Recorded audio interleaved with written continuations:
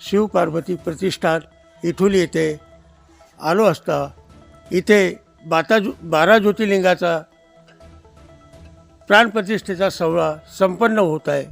यासाठी मी सुधीर ढगे इथे आज आलो असता इथे कार्यक्रमाची रूपरेषा घेण्यासाठी प्रमुख अतिथी म्हणजे इथले गावकरी मंडळी सर्व उपस्थित आहेत।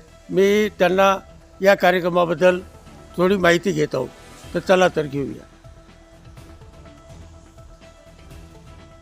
राम राम। नमस्कार भाऊ, आपलं नाव सांगा ना। मी अमोल गणेशराव पाटील। सर आपलं? मी माणिकराव पाटील। आपणही सांगा। वसंतचक्र नारायण। आपणही सांगा। मी धनंजय पाटील विठू। बरं बरं।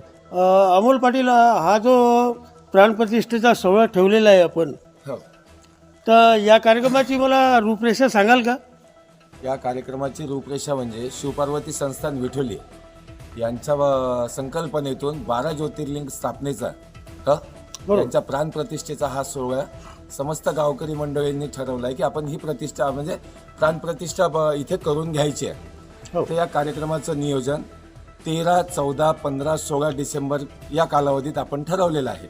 पण जसं आता 4 दिवसाचा कालावधी आहे, तर जसं आता 13 तारखेला काय असेल, तर 13 तारखेला आपण गावामधनं 12 ज्योतिर्लिंगाची एक शोभा मिरवणूक काढतो। या शोभा मिरवणुकीला मुख्य आकर्षण म्हणजे आपल्या मानोरा तालुक्यातील प्रसिद्ध असे संस्थान कोंडोली संस्थान येथील साधारणतः 100 ते 150 लोक या पालखी सोहळ्याचं मुख्य आकर्षण म्हणून येत आहेत।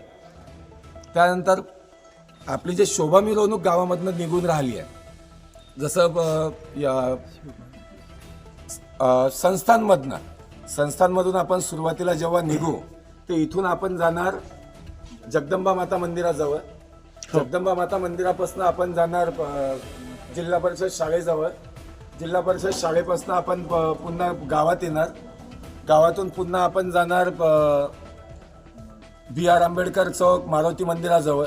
तिथून आपण गजानन महाराज संस्थानजवळ येणार। गजानन महाराज संस्थानजवळून पुन्हा आपण शिवपार्वती संस्थानला पोहोचणार। हा जो मी एक क्रम तुम्हाला सांगितला, या क्रमात एक साधारणतः आमचं 90% गाव कव्हर होऊन जातं। त्याच्यानंतर इथे शोभा मिरवणुकीची समाप्ती होईल। त्यानंतर 14 तारखेला आपल्या मुख्य कार्यक्रमाला सुरुवात होईल।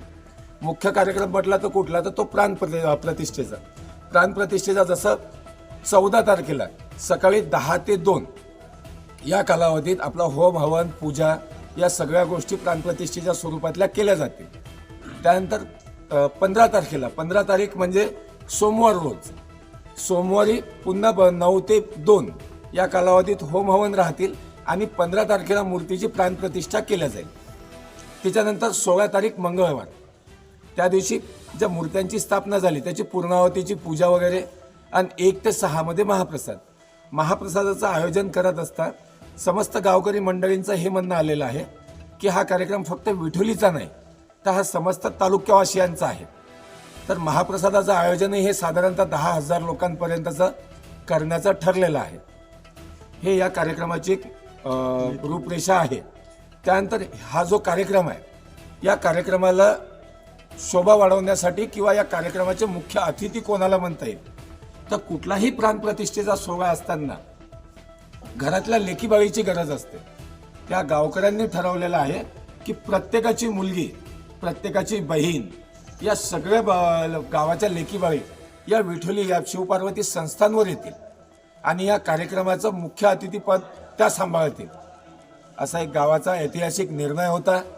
हा कार्यक्रम खूप चांगला पार पडेल, याच्यात तुमच्या सगळ्यांचं आम्हाला सहकार्य पाहिजे आहे आणि आम्ही जे काही करतो आहे या सगळ्याला तुम्ही उत्स्फूर्त प्रतिसाद द्यावा, ही शिवपार्वती संस्थानकडनं विनंती करतो। धन्यवाद। हे होतेच आमचे अमोल पाटील, यांनी चांगलं सहकार्य केलं आणि सांगितले आपल्या न्यूजसाठी। शिवपार्वती मंदिराचे आजचे कार्यक्रमाचं ठळक वैशिष्ट्य म्हणजे की 12 ज्योतिर्लिंगाचे स्थापना।